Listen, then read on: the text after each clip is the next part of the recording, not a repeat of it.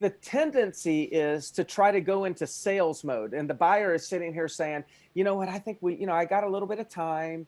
And then we end up going into, well, you know what, you better do this because the interest rates are really low. God, they've been hearing that for 5 years now. But the interest rates are really low and you could miss in the property values and the next inventory. Like, we go into that too fast. Or we say to the seller, well, you know what, you better be realistic and you better do this. We're always trying to, like, in a shift, when they shift the conversation, the agent's tendency is to try to get them to shift back. No, no, no, no. Mm.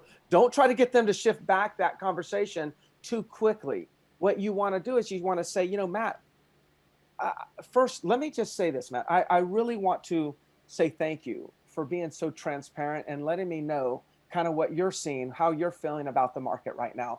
And quite frankly, if I was a buyer in the market right now, going through what we've had to go through over the last 6 months, I might actually come to the same conclusion. It's critical to use that type of script so they don't feel that you're going to then try to go change their mind as if they're wrong and I'm going to make them right. Don't do that. They will take a harder position on their belief if they feel like you're trying to change their position. So that's why I say to agents, don't freak out. Like, when they say this, respond like this. And then you can say, you know what, you're not the only buyer that's thinking like this. And, so I've been thinking about this myself and making sure that I provide the best value and service to you. What I see as a few options is boom, boom. And then I start just going into whatever my suggestions are. Mm-hmm.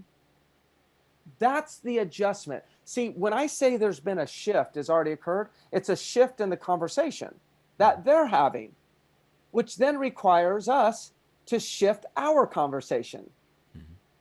And the shift that we need to make is subtle, but be careful. Don't shift into trying to prove them that they're wrong and here's the right way to do it.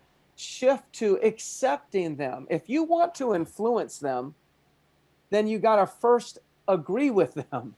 And then you got to first be with them, meet them where they are. And then once it's established that you've met them where they are, then you can lead them where you are. Where most agents make the mistake is we try to push them or pull them to where we are real quick, and we haven't met them where they are, and there's a complete disconnect. And during this part of the shift that I'm talking about, you will lose a lot of business.